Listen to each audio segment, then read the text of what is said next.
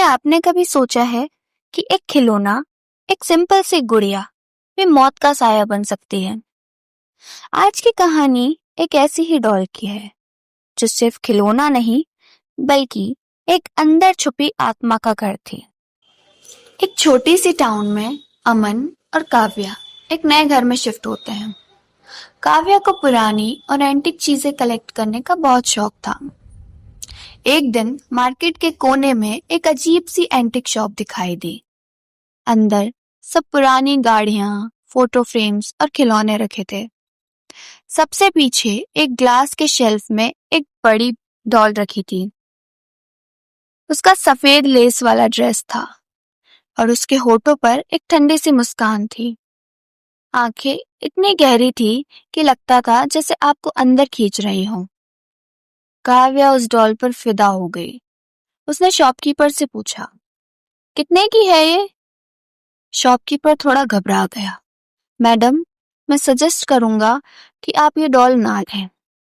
इस डॉल के साथ पहले भी प्रॉब्लम्स हुई हैं। लोग ले जाते हैं और फिर वापस कर देते हैं। अमन ने हंसकर कहा, अरे भाई, ये सिर्फ स्टोरीज होंगी। ये बस बेचने का ड्रामा है। और काव्या ने डॉल खरीद ली। रात को काव्या ने डॉल को बेडरूम की अलमारी में ध्यान से रखा, लेकिन सुबह उठते ही काव्या ने देखा डॉल बेड के बीच में बैठी थी। उसने अमन से कहा, तुमने एक इधर रखी? अमन बोला, नहीं, मैंने तो टच भी नहीं की। दोनों थोड़े कंफ्यूज हुए लेकिन इग्नोर कर दिया। अगली रात काव्या ने डॉल को एक कार्डबोर्ड के बॉक्स में डालकर टेप से सील कर दिया। दरवाजे को भी लॉक कर सोने चले गए। रात के 3 बजे काव्या को आवाज आई, एक पतली औरत की। काव्या? वो जाग गई। देखा, बॉक्स ओपन था। डॉल सामने खड़ी थी। उसकी आंखों से लाल लाल पानी जैसा कुछ बह रहा था। काव्या चीख उठी और अमन जाग गया। लेकिन जैसे ही अमन ने लाइट ऑन की, डॉल वापस अपनी जगह पर थी, जैसे कभी हिला ही नहीं हो। दिन ब दिन घर में चीजें अजीब होने लगी। बर्तन खुद ब खुद गिर जाते, लाइट्स ब्लिंक करने लगती, दीवार पर लाल रंग से लिखा मिलता, दिस हाउस इज माइन। ये घर मेरा है। एक दिन काव्या किचन में काम कर रही थी। पीछे से कोई उसके कान के पास आया और फुसफुसाने जैसी सांस ली। लेकिन जब उसने मुड़कर देखा, कोई था ही नहीं, सिर्फ डॉल कॉर्नर में खड़ी थी। उसकी मुस्कान और बढ़ गई थी। अमन ने काव्या के बिहेवियर में थोड़ा बदलाव नोटिस किया। कभी कभी काव्या रात को उठकर सीधा डॉल के पास बैठ जाती और उससे बातें करती।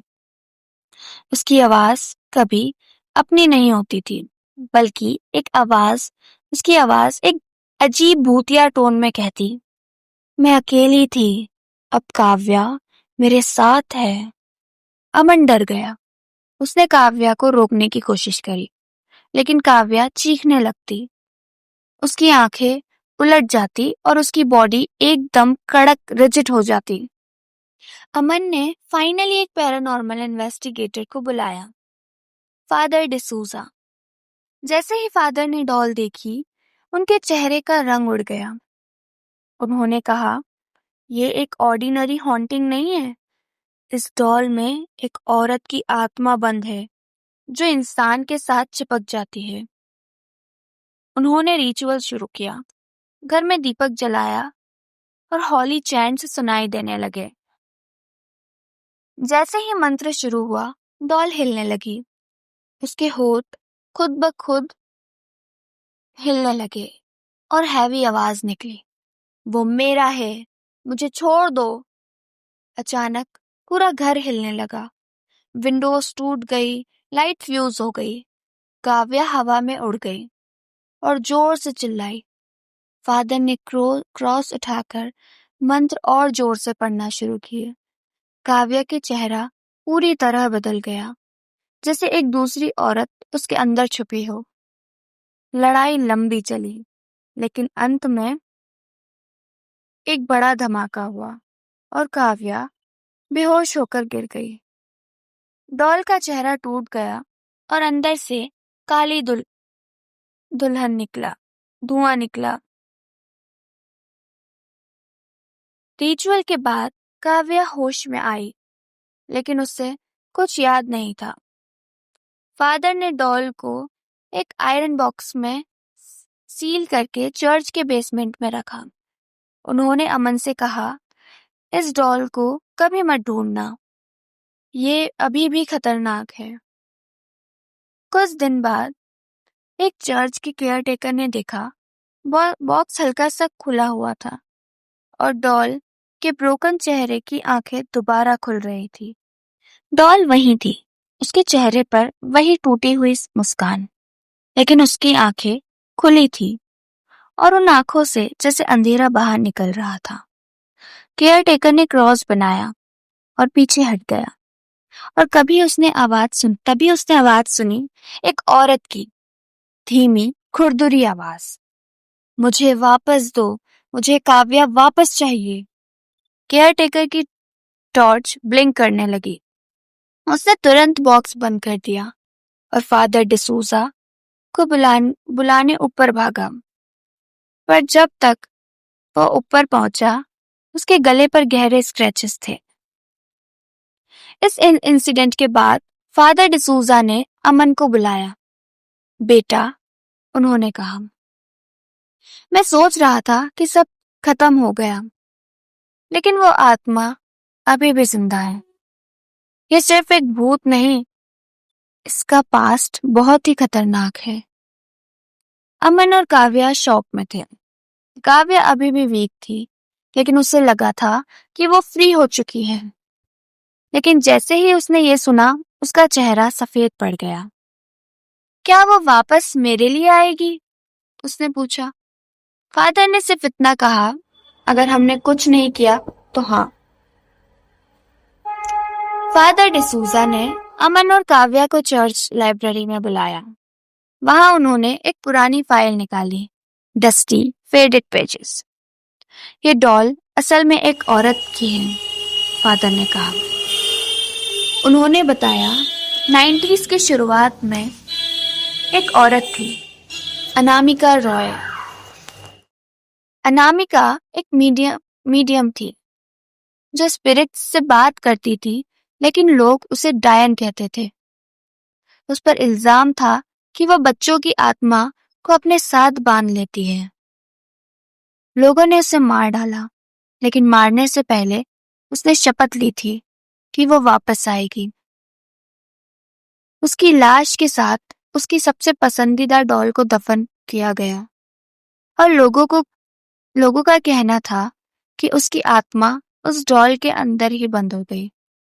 कई सालों बाद वो डॉल निकल के बाजार में बिक गई और तब से जहां भी गई वहां मौत और परेशानियां लाई।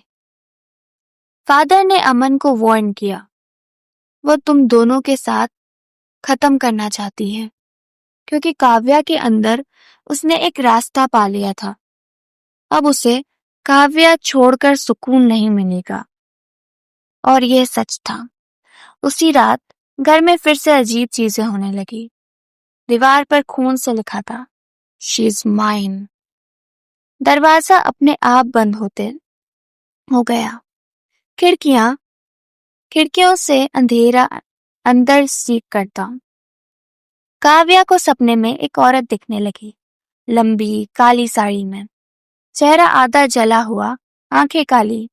वो कहती, तुम मेरी जगह हो, अब तुम मुझे पूरा होने दो। अगली सुबह अमन ने काव्या को किचन में देखा।